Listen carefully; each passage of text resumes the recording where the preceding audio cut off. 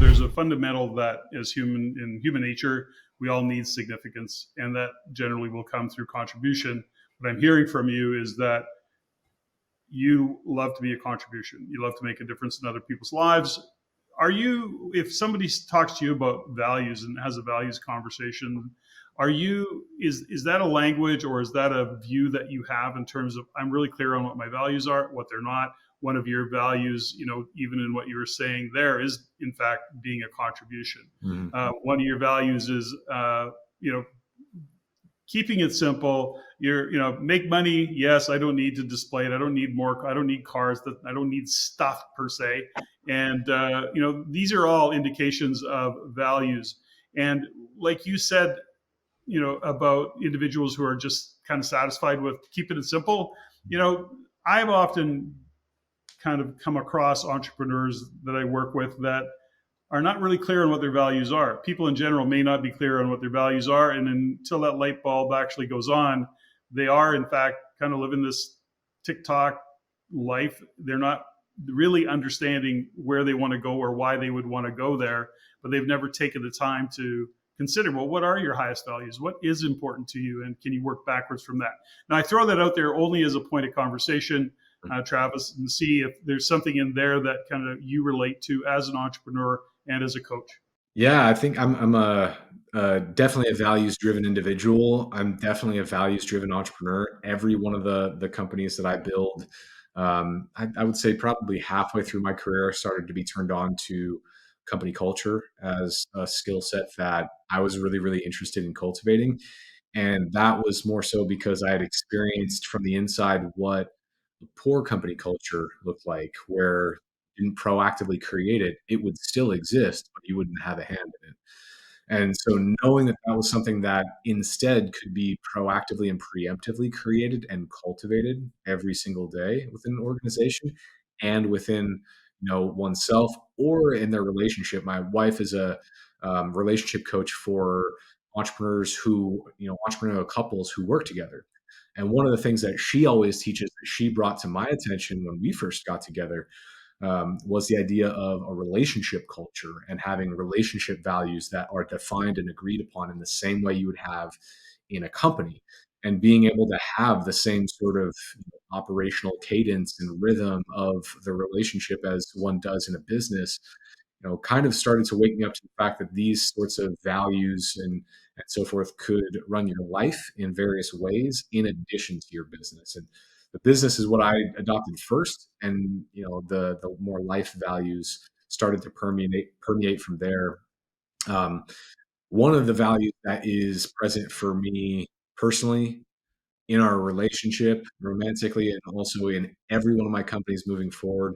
I mean, he's fairly famous in the entrepreneurial world, today. But one of the books that changed my life when I read it was Extreme Ownership. It's changed my perspective on what being a professional and being a leader was, and the level of ownership that you had to take over where you are, or over where you're not, over how you've acted or the people around you have acted. That was a huge perspective shift for me. So that's one that always makes it. And then the other one is just walk the path. Like when I say walk the path, it basically just means like take your own medicine. If I'm giving advice, I want to live that advice myself. If I'm not, I'm just regurgitating and recycling information that I've heard. And if someone actually wants to understand that, I'm not the one to teach them. I just know what the answer I'm told is, but I do something different myself. And I'm not a huge believer in the whole do what I say, not what I do approach. Um, I'm definitely but so every company that I start now has one interesting criteria. We want to start a company that we ourselves can use as the user as well. By doing that, we can walk the path, we can empathize more with the customer, we can experience it from their seat day to day, and we can build upon the efficacy that you otherwise cannot, create if you're building something that you don't necessarily have the ability to test drive on a day-to-day basis yourself. It's first off, I want to just say, the book Extreme Ownership by Jocko Willink, I read it when it first came out, had my whole executive team read it, align on it, and now it's probably one of my most recommended books. Hmm. And it's really easy to get out of that kind of, or not be on the path of taking ownership and looking at life and saying, my life's a reflection of the decisions I make, the decisions I don't make, the relationships I create, the values I live, whether I'm aware of those values or not. Our life is always a reflection of our values. So, I was very kind of fortunate with my wife Stephanie that we got onto the values conversation very very early in our own entrepreneur journey. And she is also her own. She has her own businesses, and I have mine. And I've been in business almost 40 years, 38 years is when I started. Was when I started my entrepreneurial journey. Yet I didn't pick up on that values conversation. So I admire the reason I ask about you when you were younger is that I often compare myself and look at now myself at almost 65 years old, big in business as many years as I have. I absolutely love it. I'm on the Freedom 95 program, and I do that because I never intend to stop working and or doing what I'm doing in terms of being a contribution. I have all of those, but it took me a long time. I guess I'm just not the sharpest knife in the drawer, but it is interesting. So I'm always fascinated by individuals like yourself who seem to get that lesson early. And I'm going, what the hell was I missing? No regrets, of course, but it is really the psychology of what gets people on a path. You talk about culture and environment. I'm on that train always. Several years ago, a coach that I had used the phrase that high performance is a result of low tolerances. Hmm. And that opens up a lot of conversations in terms of what we tolerate, how do we operate as a team, how do we operate as a business. Extreme ownership comes into that.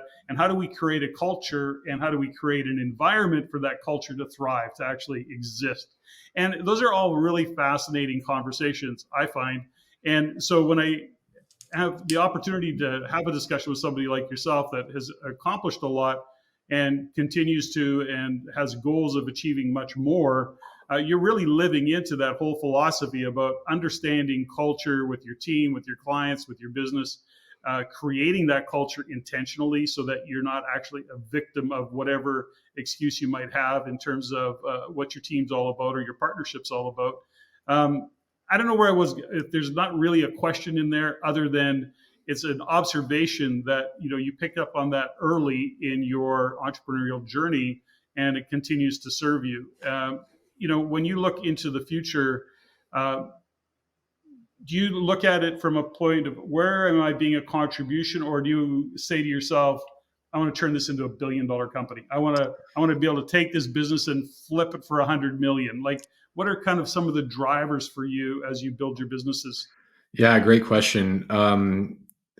I don't see those two as mutually exclusive, I would say. Like my perspective is, the dollars that come in are kind of fuel and ammo and resources that can be deployed to solve bigger problems faster with smarter people involved. So, I don't need a tremendous amount myself. Obviously, I do enjoy having some money, but at the end of the day, the vast majority of like I routinely try to stay, I wouldn't say cash poor, but more so than one would expect, because I'm constantly trying to go invest in things that I believe in, or build things that I believe in, or help people that I love that need it. And through that lens, from my perspective, like that, those wings can spread a lot further and a lot wider with more income coming in. So, I am always like looking for $1 billion opportunity, right? I'm always looking to ensure that anything I build can kind of fit that threshold. And if at any point I feel that that path is no longer clear, and that's just not a reality for that particular, that particular opportunity, um, that's usually when I'll look to sell. So, you know, Now, you've said that you've sold, I think the number is around 8 or 9 different businesses that you've exited from. mm, Do you operate multiple companies at one time? Do you stay focused on one or two? What's your kind of mm. you know methodology? Yeah, I used to operate several at once, and that's why that number is as high as it is. And it is eight, eight that I have either been, the CEO and or founder and CEO of. There have been others that I've been accountable for growing that have, sold or gone public and things like that. But the ones that I claim are the ones that I started and was in that leadership seat in. Um, and from my perspective, what I was after early on, the reason that I multitasked as much as I did early on was because I was afraid, to be honest with you. I was afraid of failing and having to start over. So I was always hedging by having multiple projects. What I didn't realize, I mean, even when I was told directly, actually, I was at one of the Summit Series events many years ago, and a gentleman by the name of Dario Melli, who was one of the founders of Hootsuite and now I think he still runs a really great company called Quietly, and we were just chatting, and he realized how many things I was doing, and he just looked at me and was like, "You're doing too much. You've got to choose one thing, go way deeper, get obsessed with that problem, and commit to it for the next several years of your life, and that's how you're going to create much bigger wins." And it took me probably 10 years to listen to him, to be honest with you. And I recognized, after I achieved one of the bigger wins of my career by doing that, that was the way, but I was not prepared to do that when I was younger because I didn't have the knowledge that would carry me further, and I didn't have the ability to go raise capital and go all in with a lot of really smart people alongside me to solve those problems at that level. What I experienced was the most accelerated form of education that I could have. I wasn't seeking that at the time. I was definitely seeking financial success. At that time, I was looking for a lot of external validation. But when I recognized that that was one of the biggest things preventing me from seeing the size of the wins that I wanted to experience, everything changed. So now one of the additional values that always is in my company core values for anything I start is the main thing is keeping the main thing the main thing. I believe that's a Stephen Covey quote, if I recall correctly. I'm not 100% sure where that one initially came from. But I actually heard it from George St. Pierre when he was still a UFC champion. And it's something that LeBron James says all the time, and for good reason. That's why those guys at the time, have been the greatest to ever do it, arguably. And that's that sort of attitude and that sort of proof that those people that were doing what they were doing were just absurdly focused and obsessed with the very thing that they were trying to accomplish. And that's something that was a hard lesson for me because I always thought that I was the exception. I was not a unique and special snowflake in that way. And so from here on out, the exits will likely be a lot more further apart, but the size will definitely be bigger as they happen. So when you look at and you hear the quote or you hear the comments often, which is, don't ever be the smartest guy at the table. Surround yourself with people a lot smarter than you. I've certainly believed that I've learned that lesson and do my best to not be the smartest guy at the table or in the room. Mm. I'm far more, I guess, I'm far happier to actually pass the puck or pass that ball and go, something. Share with me what you've got. Let and really tap into the resources and the brain power of people that are experts in certain areas. I don't have to be that expert in anything other than hiring or working with great partners who are far smarter than I am. What's your experience in that? There are a couple of schools of thought here. I first and foremost, I agree with the core ethos that you're talking about. I do think that you're the product of the people. I mean, it's one of the most common pieces of success-based wisdom that one could hear, and doesn't make it any less true. The people who you surround yourself with, it's impossible not to be like infected through osmosis with their energy, their attitude, the way they see the world, their work ethic, et cetera, et cetera, their positivity or lack thereof. And from my perspective, I am hyper aware of the fact that entrepreneurship can be one of the most psychologically taxing endeavors that anyone can choose to go on. Like even in my career, I've gone broke twice in the last 14 years because I have bet on myself a lot and I haven't always just raised outside capital. One of those times I was $1 million in the hole and was able to climb out because of the fact that I surrounded myself with people who just reminded me, hey, this is a piece of cake. You can, like, hey, sometimes you swing and miss. right? And I was one of those people early on that every win I had, I would invest 100% of it into the next thing. So that was, sometimes you live by it, sometimes you die by it, and it is what it is. But I would also say that expertise can be rented as well. So, and yes, you can hire people that are really, really smart to collaborate with you. And that's one way you can rent that expertise. The other one is if you want to learn a skill and you have a few bucks, you can find someone who has devoted their life to that thing and then just pay them quite a bit of money per hour. A lot of folks are willing to give you their time for, give them $1,000, but they're going to teach you something that can make you more, right? If you're really careful in what you're asking to learn and the people you're choosing to learn it from, you can learn just about everything really, really quickly. And you might instead go try to hire an agency to execute for you for 10, 20, 50 grand a month or something like that on something, or you could hire one of the experts behind that agency, pay them 7, 8 grand for 7 or 8 hours of their time and learn 80% of what it would otherwise take to make it happen yourself. And then you own that knowledge forever. You can figure out how they think, how they operate. You can take it apart piece by piece and figure out ways to make it better and, even more impactful. And like, so that expertise can also be assembled through commerce.